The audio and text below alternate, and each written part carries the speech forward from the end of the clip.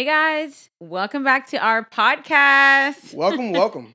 As you see, we kind of did like a little switch of sides here because I got a side part on today and I wanted to make sure y'all could see my face. So I told him to switch So it's like you guys can see her face, but I can't really. So I didn't think of that. Sorry. It's like those cartoon characters that their hair's always on one side of their face, so you like never see it. I'm gonna give you an age test. Which singer was known for always covering one of her eyes? Actually, this could be two people, but it's not the other one. Is it Aaliyah? Yes. They was getting on you for not knowing Marcus Houston, but to be fair, he's not like why like he's not even like that famous. To be fair, he knew who he was. He just didn't know that was his name. You know, you watch Sister. I've seen the show, but it's like he's not even that like all right. It's not like you're like, who's Michael B. Jordan? Yeah, we're not starting that again. Or like who's I don't know, Michael Jackson. Actually, now that we bring that up, we're gonna get into the topic in a second. But I forgot to mention the people who people always say I look like. And I feel like, and I don't want to offend anyone because I'm not a huge fan. Like, actually, I don't know any of her music. But I don't think I look like the person they tell me that I look like. Or at least you got like one of the sexiest men on the earth. You know who the girl? Have I ever showed you? I forgot her name. Angela something. Yes, Angie Stone. I get Angie Stone all the time, and I'm like, can you guys please like? And y'all, anyone who's dark skinned with big eyes, they're like, oh. That's your twin, or oh my gosh, I thought this was you, Jess. I'm like, don't do that. But I guess. You think I look like her? I don't even really know what she looks like. And every time I look at it, I'm like, I don't see it. You want me to pull it up? No. Sure, you can pull it up. I'm gonna put it on the screen for y'all who don't know who this is. But it's like when I first started my channel, especially when I had like a medium-sized pro, we don't have no internet right now. People would always, every single video, Angie Stone. And she got the side part right now. Do I look like her a little bit?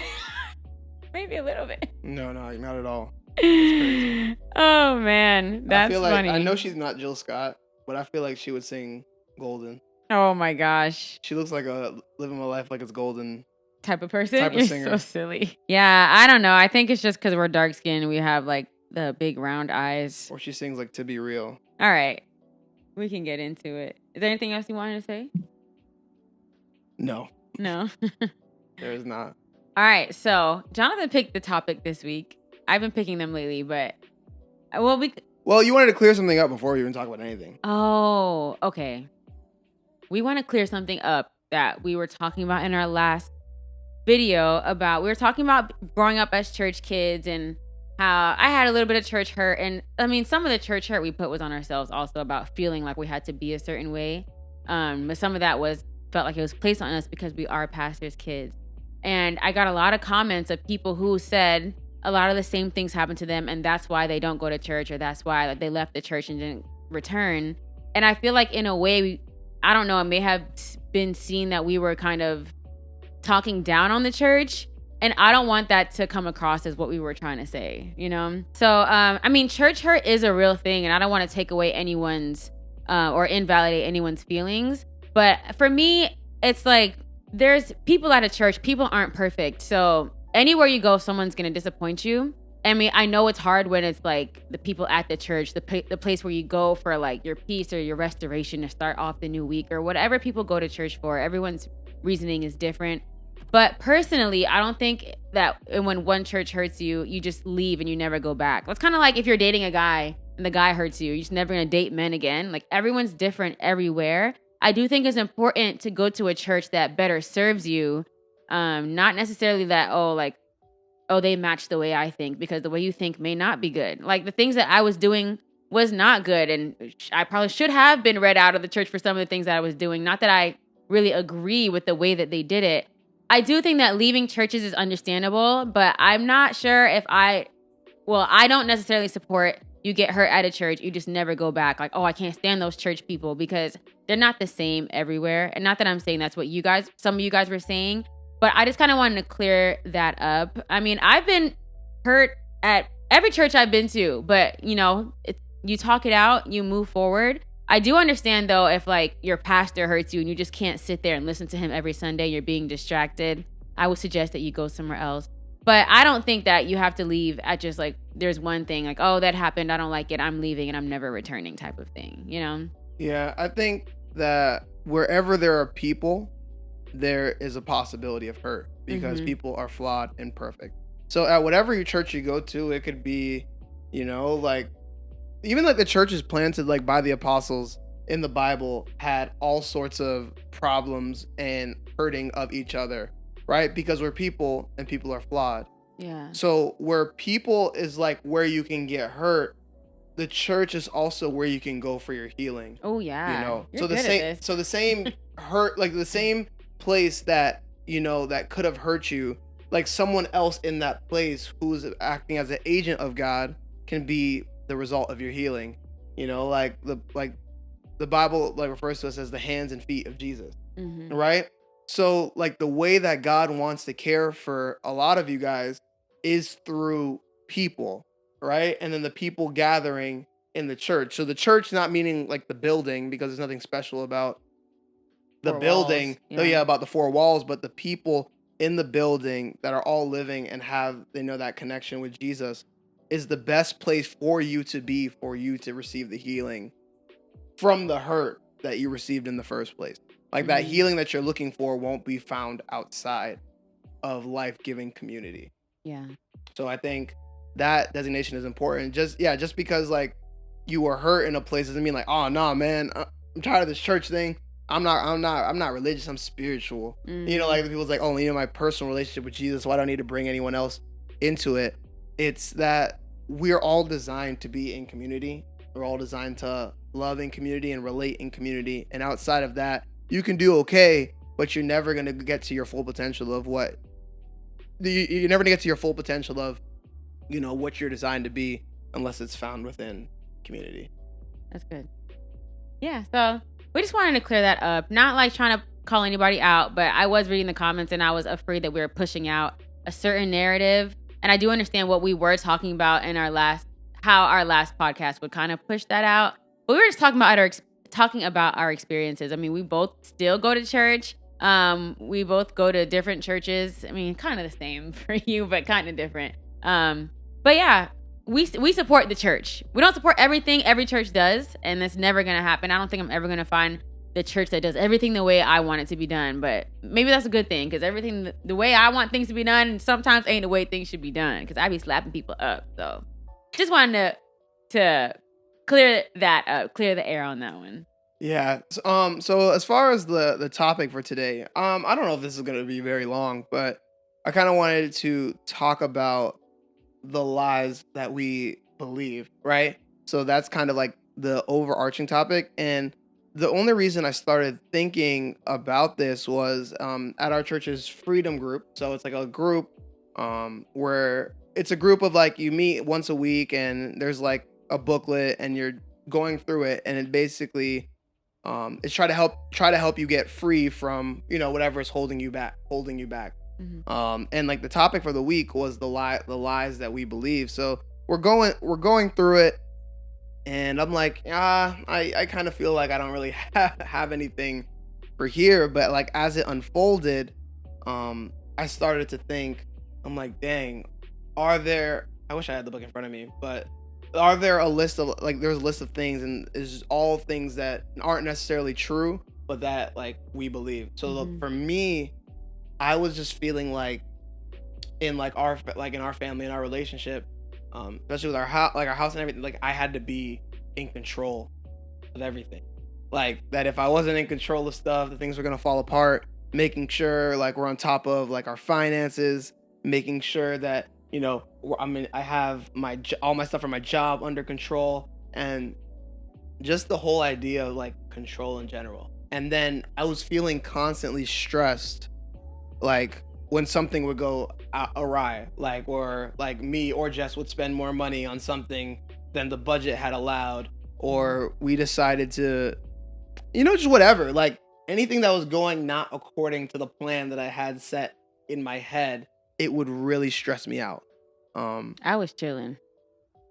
I'm not chilling this week though, but yeah. It's crazy because in some instances, like I'm more of a free bird and Jonathan's more of a free bird in some different places. But like all the things that he was talking about where he felt stressed or like he felt like he needed to be in control, I was like, really? Why? Like everything seems fine. But like those were the lies that were being told or that you're believing. Yeah, and it came to a head at a. I'm gonna get back to our like present day, but to an earlier part in our marriage where Jess would make a pretty consistent amount of money like each month, and like there would be months where it would go high, but it would almost never go. Sorry.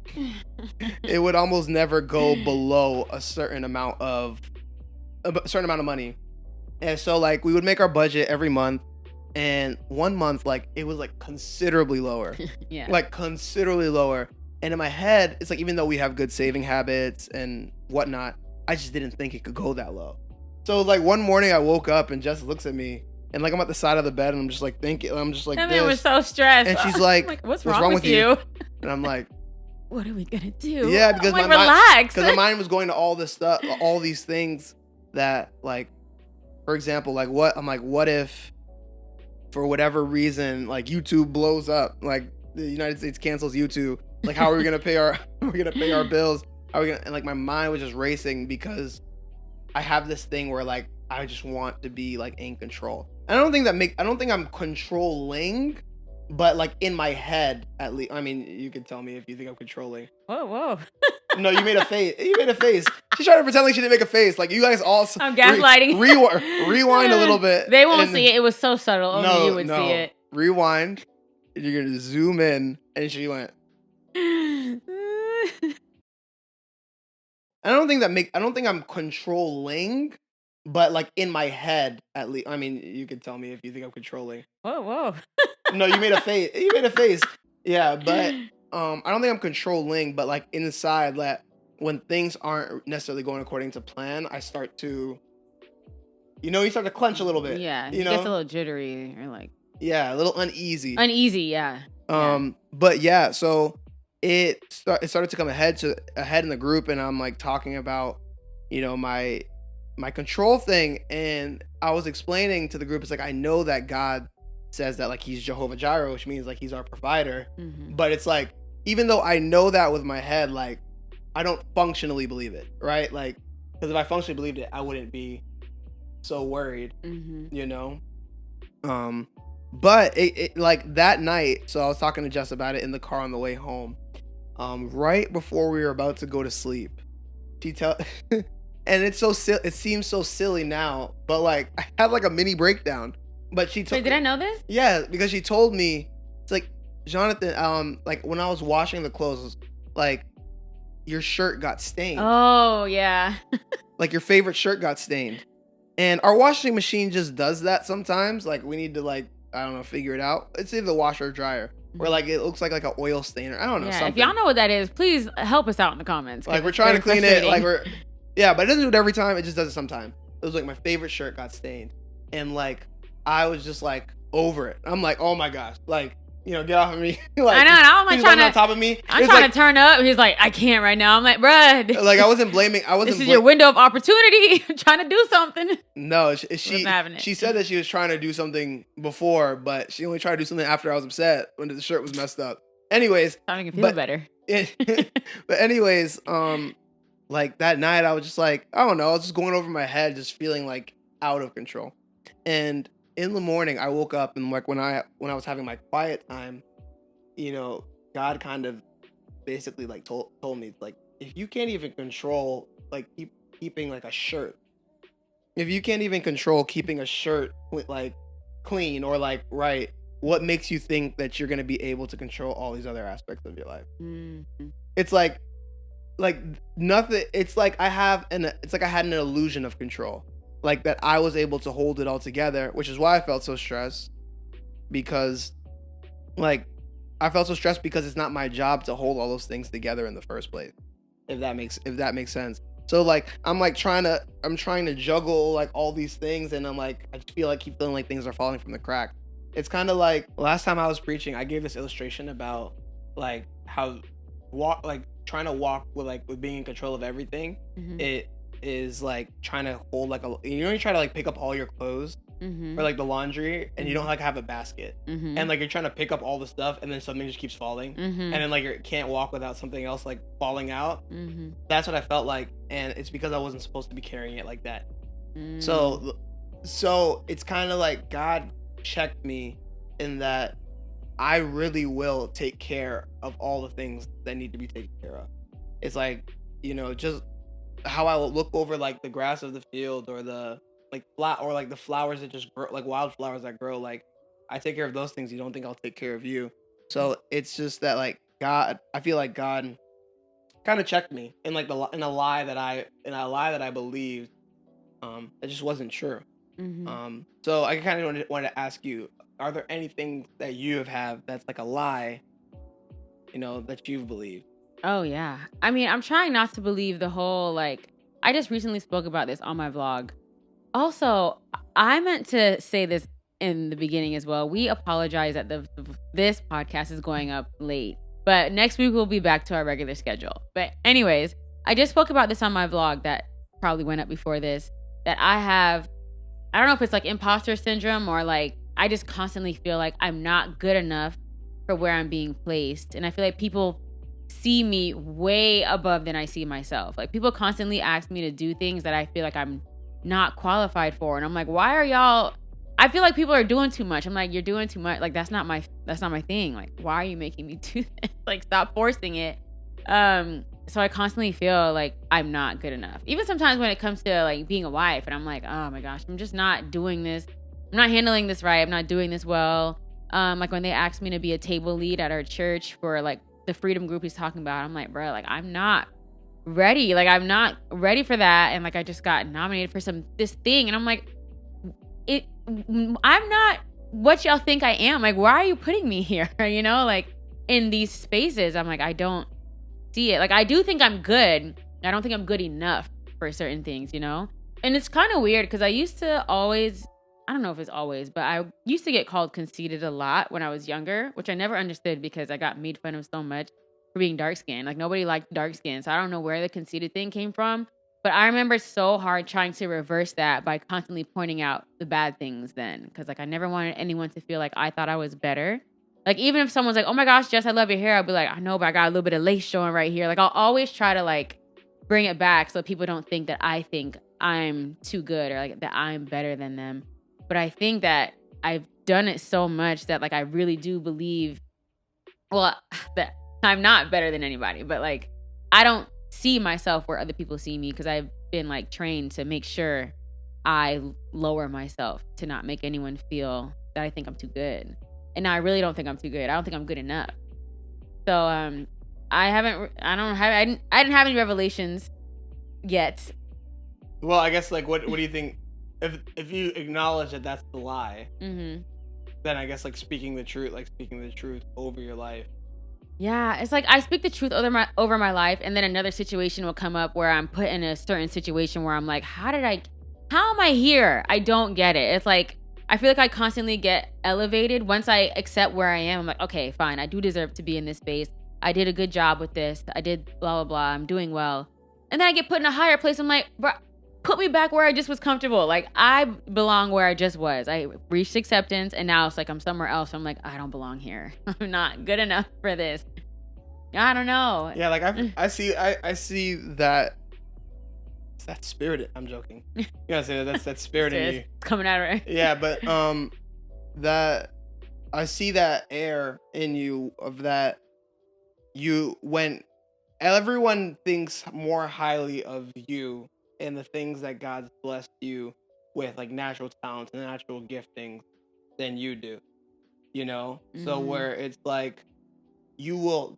Well, I feel like a lot of times you will demote yourself. And it's what you're saying. Mm-hmm. You'll demote yourself when God called you to like right here. When God told you to right here, a lot of times you're like, no, like you're wrong. I'm right here. Yeah, I just don't get it. I'm like, why? It's favor.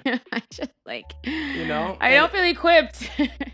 And it's like he doesn't call the equipped. He equips the called. I know. I have to remember that part. I really need to remember that because it's like, remember like last year when I was speaking on the women's panel, I like we have a conference at our church, and last year was the first conference, and they had me like speaking about like women in business, and I'm like, bruh, like I don't know what I'm doing. Like I was so nervous. Like the night before the conference, I couldn't sleep. I was up all night. My heart was beating, and then the day of the conference, I was sweating. We were all sitting, and when I stood up, like the creases in my thighs were sweating. I had to like hide it with my hands because I was so nervous. In the end, it ended up being fine. I did a good job. God gave me the words to say because Jonathan always says, he's like, girl, what are you about to say? But like, I just be talking and it just lands. But I was just like, why did they ask me to do this? And then it ended up being fine. I feel like I was equipped at the second that I needed it. I don't think I had it any earlier than I needed it, but I don't know, man.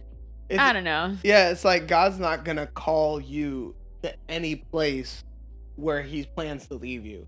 Yeah. You know what I'm saying? Like when he calls you like above your pay grade, Mm-hmm. he's gonna supply you. Yeah. You know, and I feel like, you know, your job is to speak to that doubt. You know, because if you're in a place you don't deserve to be, it's because God, or you feel like you don't deserve. Because God's placed you there and he has something for you to do while being there. What are some other common lies that you think people believe, you know, that we might want to speak some truth to, like common lies? Well, I do think a common one is like the I'm not good enough one. I really think, especially with like social media, like we're seeing so much now and comparing ourselves so much more. And I mean, I'm here to tell you guys, since I do social media, that it's not real. I have edited my pictures before. And like, I mean, I'll always edit my pictures, like the colors and the things like that. But a lot of social media is not real. Even this podcast, there's cuts in it because we take out the mistakes or take out some certain things. Like everything is not what it seems. But since we do see so much, it's so easy to believe like, oh, I'm not good enough because look what they have, or look what this, and like the comparison thing. So yeah, I think I'm not good enough, you know, is like the most common theme out of everything that I've seen. Like, yeah, like why should I be able to do that? Like I can't do that. Like I don't, you know, it's just me, you know, but just you is good enough, you know, for whatever God has called you for, and not in your own strength. In your own strength, you might not be good enough, but to whatever you're called to, you'll be supplied for, right? So you can be like, it's okay if like in what you're doing right now you feel, you know, like I can't do this, because God is gonna come in and help and supply you for whatever you are doing that you're called to. Yeah. Some people are important. some people are doing all sorts of stuff that they're not called to, and they're like, how come I keep failing? Because you're not supposed to be there. It's not for you. Everything's not for you. That man or woman that you're trying to, you know, give your everything for is like, how come I'm not good enough for them? It might not be you. You know what I'm saying? Like it might not be your fault. They just might not be for you. Yeah, and you are not for them. So it will never work. So it might never work. So it's not that you're not. It's not that, oh, I can't do that. You know what I'm saying? And if you're in a relationship and you feel like nothing you're doing can please that person, right? And I feel like this one's for somebody. Okay. If nothing that you can do will please that person, it's because it's not your job to be any person's everything. Yeah. Their happiness, their XYZ, you will fail. Yeah. Yeah.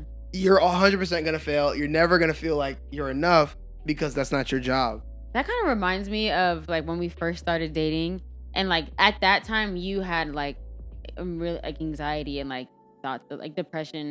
I feel like you haven't felt that way in a while. Am I wrong? Correct me if I'm wrong. I don't know. Much less than before. But right now I'm feeling anxious because I had too much caffeine and. Oh yeah, you do have like the anxious caffeine days. I get that. But like when we first started dating, sometimes Jonathan would text me and be like, "Yeah, I'm just feeling like a sadness today and like a little depressed today." And I'm like, "How are you depressed? Like we're dating. How are you not the happiest man in the world?" That's a conceited thing. It's coming out of her. Coming out of her. I was like, you should be the happiest man in the world. Like we're dating. You got the girl you always wanted. Like, weren't you excited. Let's go out. And he's like, yeah, I'm just not. And I really thought like my presence in your life would just give you overwhelming happiness. I just thought like I'm dating a girl. I'll box Boy, you. was she wrong. I don't know. More stress than ever been in my life. I'm like, this is not the relationship you always wanted, and we're having fun and everything's going well. Like, why aren't you happy? So I really thought, I'm like, dang, what can I do to? That's why I used to buy you a lot of stuff. I'm like, I'm gonna make this man Bro, happy. she don't buy me no gifts no more, bro. You know, it's funny. When we were dating, she gave me so many gifts. It's because this man got me on a budget now. I wasn't on a budget before. I was spending whatever I wanted to. Nah, bro, Jonathan said the other day, like, why don't buy me stuff no more? I'm like, bro, you got me on 2 cents a week. Like, what am I? If I told y'all the amount of money she's calling 2 cents, you would come for her. But I wouldn't do that. That's no, my if wife. I told y'all how much, anyway, what our budget looks like, you'd come for him. We won't agree. No, I'd love to let the people decide. I would too. I'm not going to, but I would.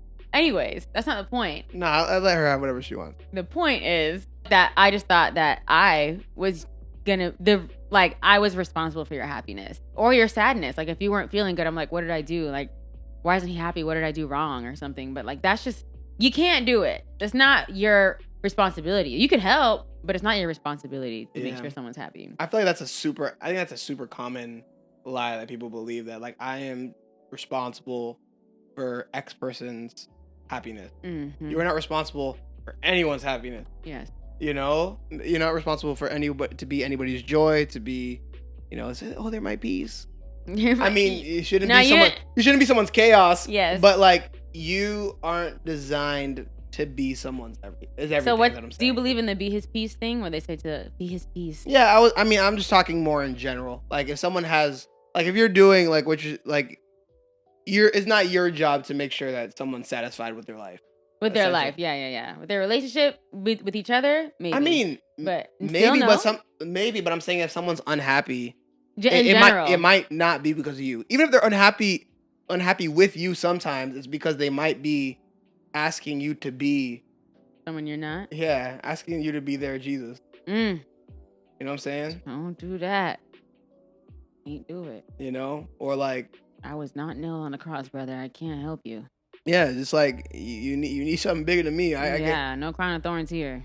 Yeah. So I think that's a super common lie that people believe. Let's talk about the I am what people say I am thing, because I feel like, especially the way you speak to children and the things that you tell them, it's like when you call a kid bad, like, oh, you're so bad, or when kids can overhear you, be like, oh, nah, this jit bad, like they're gonna want to be bad then, like, oh, I'm bad, let me be bad then, you know, like the words that you speak over people, they're going to believe and act like it. Yeah, depending on who you are, especially from who's telling it to you, mm-hmm. and how, especially at the time of your life when you hear it. Yeah, I think even sometimes, I know this is kind of contradicting what we just said, but sometimes over speaking like positive things, like this is a random thing, but like, say my niece is so smart, right? And it's just like, oh, you're gonna go to Harvard. We like always put Harvard on her. Yes, and good. Now she's just like, oh my gosh, I have to make sure I don't slip up. And like, that can cause someone to go in like a depression, like always over putting, what is it? Like feeling like you have to live to the level of other people's expectations. Expectation and the standard. So like there's a balance, you know? Yeah, that one definitely got me, rather than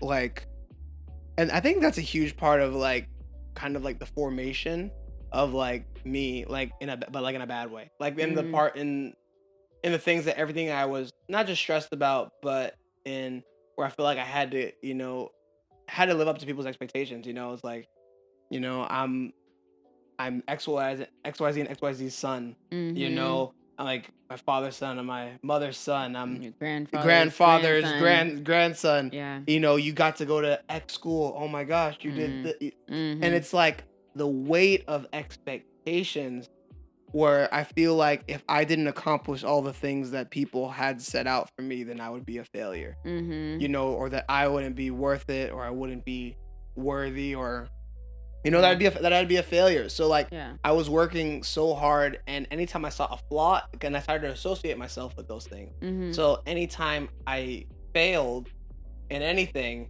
I'm like what a failure. Yeah. You know, what a failure, because I was living based on the weight of others' expectations. But, you know, like the truth of the matter being, like, since I am what God says about me, it doesn't really, I'm not trying to live up to an expectation. It's like, this is what you are, independent of what you do. You know what I'm saying? It's like independent of like, if you meet this benchmark, you do that. It's like, no, you are what I say about you. So you can live free from that. So it's like, I think just like I feel like the bottom line for a lot of these is that like these lies that we believe cause us to carry more than we are designed to carry. Right. Yeah. You know, and it's like so burdensome that you feel like you're like you feel like you're crumbling. You know, but there's a verse where it says, "Come to me, all you are weary and heavy burden, I will give you rest." You know, like cast your burdens on me because I care for you. Yeah. You know, it's like, I think that when we can fight lies, and these beliefs that we have about ourselves with the truth, that's when we're most able to live. Oh, you gotta know your word. Yeah, and I think so many people think freedom is, oh, I'm free to do whatever I want. I can. I don't care what nobody say. Oh, I'm about to say, why do you sound like it's a girl? I'm free to do whatever I want. I'm like, I feel like you're channeling us. Yeah.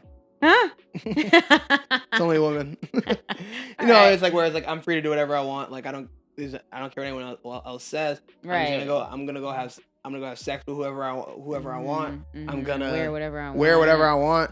I don't care what my family say. I don't care what my mama say. I don't care what my daddy say. I'm free. Yeah, no. It's not freedom. No, you're actually in bondage to your own. You're in fake freedom. Yeah, you're creating just more things like, oh, I'm gonna do this on my own. I'm gonna follow my own dreams. I'm gonna, you know, that's what will isolate you and keep you in captivity. Yeah. You know, but it's like there is true freedom waiting for you when you're not carrying all these things that you weren't meant to carry. Yeah. Wife is over it. You can see it in her face. I'm not over it. I just feel like you're going so good. It's like yeah. No. She's ready to hang it up. I'm not. Okay, no, I'm not. I just think he's on a roll, and I think you're just. I don't want to interrupt. Keep going. I had nothing else to say. Yeah. So I guess not the homework, but I think everyone just needs to examine, like, what are these thoughts that I'm thinking? Are they true, or are they coming from, like, where are they coming from? Like, all of us tell ourselves things, right? Yeah. So like the things that you tell yourselves, if they're not positive, right? You have to think about where is that coming from? And it's like, I need to start to tell myself the truth about myself. Yeah. You know? Yeah. And I think that you can really, while you're examining, you can like think about, how is this holding me back to be where I need to be, or be all that God wants me to be? And I feel like that'll really help you to see what lies you are believing.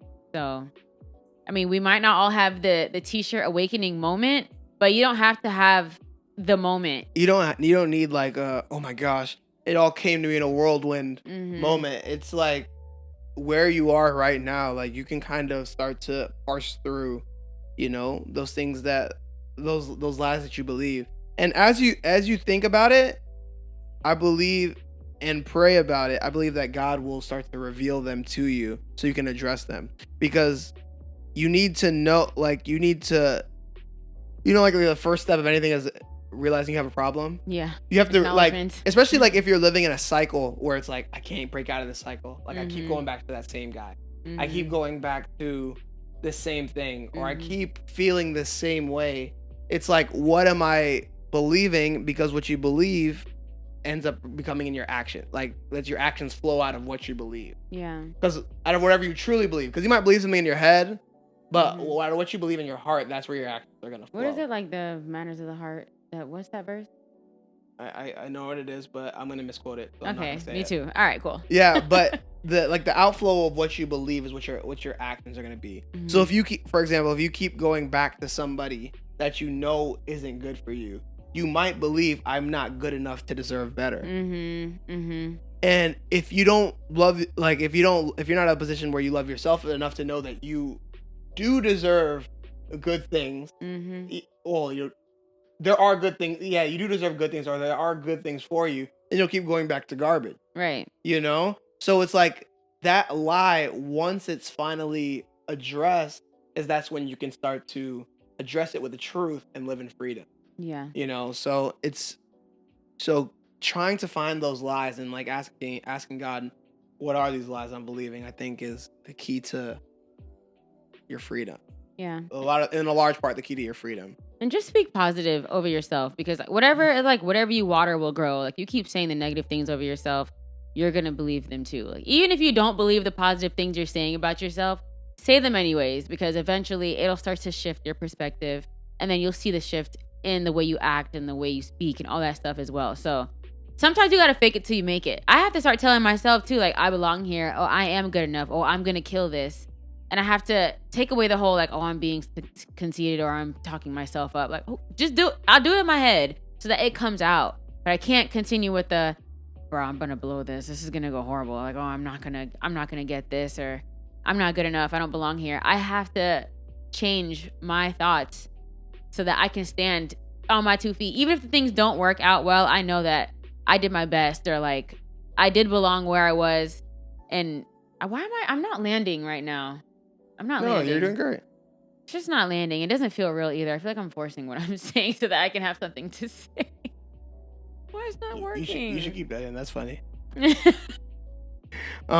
Yeah, I think a good benchmark though, for if, like, how do I know something's a lie or not, right? Or how do I know if something's good or not? Do you think that what you're saying is what you're saying to yourself is what God would say about you, or not? And if it's not, then it can only be coming from one place. Yeah. You know? So, like, you just measure everything up, measure everything up to that. And I think that's a good benchmark as well. Yeah. I'm going to let you close it because I feel like I'm folding and it's not working for me. You're doing fine. I guess I'm doing the thing, but it's actually happening. So I'm not like projecting that I'm not going to do well. Like, I'm actually not doing well. All right, guys. Thank you for listening to us today. I know this is going to be probably a shorter video than usual. But yeah, we'll be back early next week, hopefully by Tuesday. Should I not say a date? Well, we can keep ourselves accountable. Jess will just cut it out if we don't get accountable. it by Tuesday. We will say Tuesday. Yeah, let us know what you think. Let us know if you have any ideas for the next one, or you guys want to hear about anything. And yeah, thanks for listening. We'll see you guys next week. Bye. Bro, yeah, I don't know. I didn't feel it either.